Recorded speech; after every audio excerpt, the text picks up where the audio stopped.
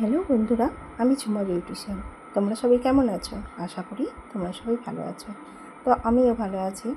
তো যাই হোক বন্ধুরা, তোমাদেরকে যে ভিডিওটা আজকে আমি শেয়ার করছি, তো পুরো ফুল ভিডিওটা আমার অলরেডি ব্লগে শেয়ার করা হয়ে গেছে। তা তোমরা যদি না দেখে থাকো তো দেখে নেবে। আর এখানে শুধু শাড়ি পরানো, চুল বাঁধা এবং গয়না পরিয়ে যে লাস্ট ফিনিশিং, সেটাই এখানের মধ্যে দেখানো হয়েছে।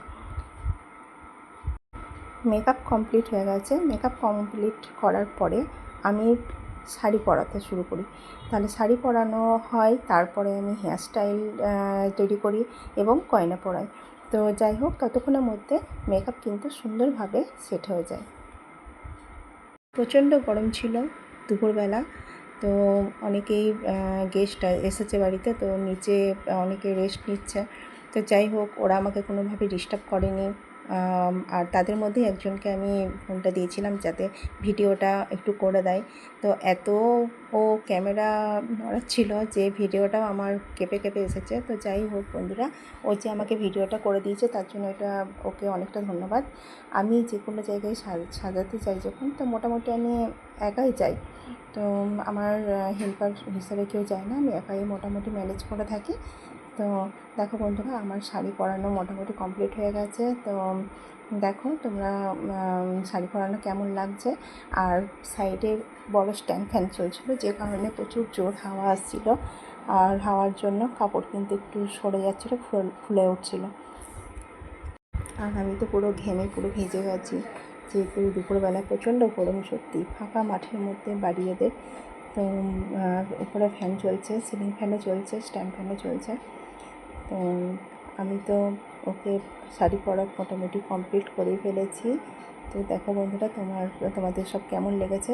আমি খুব ভালো যে ভিডিও করি তাও না, আর আমি জানি না যে কীরকম ভিডিও হয়, তোমাদের কেমন লাগে কি না লাগে, হয়তো সাবস্ক্রাইব অনেক কম আছে। তো যাই হোক বন্ধুরা, তোমাদের যদি ভালো লেগে থাকে আমার ভিডিওটা, অবশ্যই তোমরা আমাকে কমেন্টে জানিও আর সাবস্ক্রাইব করে দেবে। তোমরা যারা নতুন দেখছো আমার ভিডিও, তা তোমরা আমাকে অবশ্যই কমেন্টে জানিয়ে এবং সাবস্ক্রাইব করে দিও, জানিও যে কেমন লাগছে আমার সাজানো বা আমার কাজ। সাজানোর সময় ছোটোখাটো ভিডিও যদি করা লেখা থাকে, তা সত্যি খুব ভালো লাগে, দেখতেও ভালো লাগে। যে কোনো সময় যখন একা বোরিং হয়ে যায় না, তখন এই পুরোনো ভিডিওগুলোই দেখতে থাকি, ভালো লাগে দেখতে, সময় পেরিয়ে যায় ভালো। তো দেখো বন্ধুরা, শাড়ি পরা কমপ্লিট হয়ে গেছে। তো একটা গলাতে বড় রূপোর মালা পরেছিল, যেটা ওকে সাজানোর সময় খুলে ফেলেছিলাম আমি, নাহলে ওইটা পরে ভালো লাগছিল না। যেহেতু বেনারসি শাড়ির মধ্যে সোনালি জরি ছিল, তো জরির কাজ আছে, তো ওই মালাটা করে ভালো লাগছিলো বলে ওটা আমি একটু খুলে রেখেছি। নতুন বউ খুলতে চাইছিল না, কিন্তু ওকে আমি একটু বোঝালাম যে এইটার সাথে এটা মানাচ্ছে না, তো আমি খুলে রাখলাম। তা আমার মোটামুটি গয়না পরানো কমপ্লিট হয়ে গেছে। হালকার মধ্যে গয়নাগাটি ছিল। তো যাই হোক, সুন্দর লাগছিলো দেখতে। তা মেকআপটা ততক্ষণে সেট হয়ে এসেছে বলতে গেলে।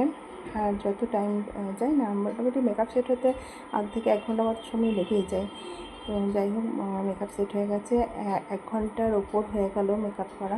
কিন্তু তবুও দেখো বন্ধুরা, আমার কিন্তু মেকআপ একটুকুনও নষ্ট হয়নি, কিছু না। যেখানে রিভিউ আছে, যেখানে আমি ছিলাম তো ততক্ষণ, তো যাই হোক একটুকুনো ঘামও আসেনি, কিচ্ছু না, যেহেতু ওয়াটারপ্রুফ এটা মেকআপটা ছিল। তো আমার চুল বাঁধা কমপ্লিট হয়ে গেছে। সামনের চুলটা একটু কার্ল করে দিয়েছিলাম এবং ওড়না সেট করে আমার মোটামুটি ডান।